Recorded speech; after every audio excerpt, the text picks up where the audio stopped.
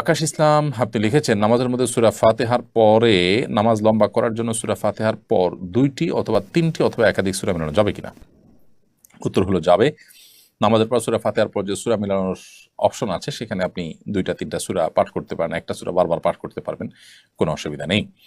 আমাদের সমাজে অনেকেই বলতে শোনা যায় কেরোসিন তেল নাপাক। এ কথার বাস্তবতা কতটুকু? কেরোসিন তেল কি আসলে নাপাক? না, কেরোসিন তেল আসলে নাপাক নয়। কেরোসিন তেল লেগে গেলে শরীর কাপড় নাপাক হয়ে যাবে, সেরকম না। তবে হ্যাঁ, এখানে একটা বিষয় হলো যে কেরোসিন তেল এর যে দুর্গন্ধ, এই দুর্গন্ধ নিয়ে আপনি নামাজে দাঁড়াবেন না, মসজিদে অন্তত যাবেন না। কারণ মসজিদে আপনি যদি যান দুর্গন্ধ নিয়ে, তাহলে সেক্ষেত্রে মসজিদে ফেরেশতারা অবস্থান করে, মানুষ আছেন, তাদের কষ্টের কারণ হবে। সেজন্য দুর্গন্ধ লাগলে সেটা ধুয়ে দূর করে বা যে কোনোভাবে সেই দুর্গন্ধের ওখানে সুগন্ধি দিয়ে আপনি দূর করে তারপর যাবেন। কিন্তু লেগে গেলে সেটা নাপাক হয়ে যাবে ব্যাপারটা সেরকম না। ধরুন কেরোসিন লেগেছে, আপনি ধন নাই, শুকায় গেছে, দুর্গন্ধ নাই, কিংবা স্প্রে করে আপনি দুর্গন্ধ দূর করে ফেলেছেন, সো এটা নিয়ে নামাজ পড়তে পারবেন, কোনো অসুবিধা নেই। তাহলে কেরোসিন তেল নাপাক এরকম ধারণা সঠিক নয়। তবে এটার দুর্গন্ধ নিয়ে মসজিদে যাওয়া অনুচিত। কারণ নবী করিম সাল্লাল্লাহু আলাইহি ওয়াসাল্লাম বলেছেন, তাতাআজ্জাল মালাইকা বিমা ইয়াতাআজ্জা বিহি বানু আদম। আদম সন্তান যেসব কারণে কষ্ট পায়, ফেরেশতারাও এসব কারণে কষ্ট পায়। অতএব দুর্গন্ধের কারণে মানুষ যেরকম কষ্ট পায়, দুর্গন্ধের কারণে ফেরেশতারাও কষ্ট পায়। যেন নবী করিম সাল্লাল্লাহু আলাইহি ওয়াসাল্লাম কাঁচা পেঁয়াজ কেউ খেলে সেটা মুখে নিয়ে, সেই দুর্গন্ধ মুখে নিয়ে মসজিদে আসতে নিষেধ করেছেন। কারণ মসজিদে ফেরেশতারা এবং মানুষের কষ্টের কারণ হবে সে দুর্গন্ধের কারণে।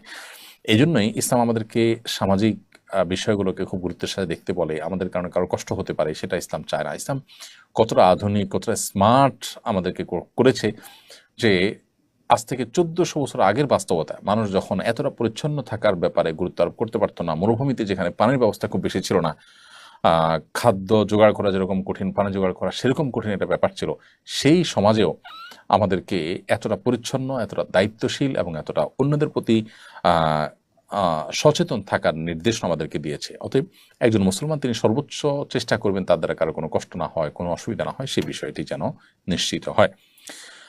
এরপরে প্রশ্ন হলো, মুসলমান বানানোর উদ্দেশ্যে কোনো হিন্দু মেয়ের সাথে প্রেম করা জায়েজ হবে কিনা? না, কোনো অন্য ধর্মাবলম্বী মেয়েকে ইসলাম ধর্মে দীক্ষিত করবেন সে আশায় তার সাথে হারাম সম্পর্ক করলেন, হারাম রিলেশন করলেন, এটা জায়েজ না। এটা শয়তানের এক ধরনের ধোঁকা। আপনি তাকে ইসলামে দাখিল করাবার জন্য নানাভাবে দাওয়াতি কাজ করতে পারেন, নানাভাবে উৎসাহ দিতে পারেন, উদ্দীপনা দিতে পারেন, প্রেরণা দিতে পারেন, অন্য মহিলাদের মাধ্যমে দাওয়াতি কাজ করতে পারেন, নিজের দাওয়াতি কাজ করতে পারেন, নিজের যে আপনার পুত পবিত্রতা সেটাকে আপন জায়গা বজায় রেখে। কিন্তু মুসলমান বানানোর অজুহাত দিয়ে আপনি গুনাহে লিপ্ত হয়ে গেলেন, এটা হলো গাছের গোড়া কেটে আগায় পানি দেওয়ার মতো। নিজে গুনাহে লিপ্ত হলেন, এটাই ইটসেলফ একটা পাপের কাজ। অতএব পাপের কাজ করে আর একটা ভালো কাজ তার মাধ্যমে করতে পারেন না, এটা আল্লাহর কাছে গ্রহণযোগ্য হবে না।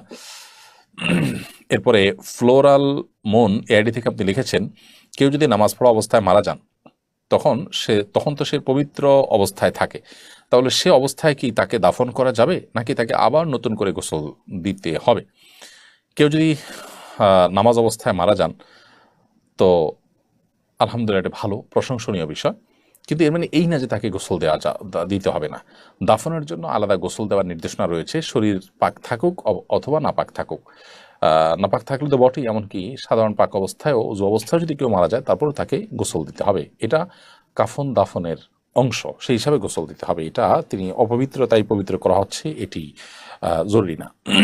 MS মোকাররম লিখেছেন, বাবা যদি শরীয়ত বিরোধী কাজে লিপ্ত থাকেন, পরিবারের কথা না শুনেন, এক্ষেত্রে সন্তানের করণীয় কি? সন্তান বাবাকে বোঝাবেন, অন্য কাউকে দিয়ে বোঝাবার চেষ্টা করবেন, আল্লাহ তাআলার কাছে দোয়া করবেন। তাও যদি না হয়, বাবার সাথে দুর্ব্যবহার করবেন না। আল্লাহ সুবহানাহু ওয়া তাআলা এই ব্যাপারে আমাদেরকে সতর্ক করেছেন যে আমরা বাবার কল্যাণ কামনা করব, বাবার প্রতি সদাচরণ করব, কিন্তু দুর্ব্যবহার আমরা করতে পারি না।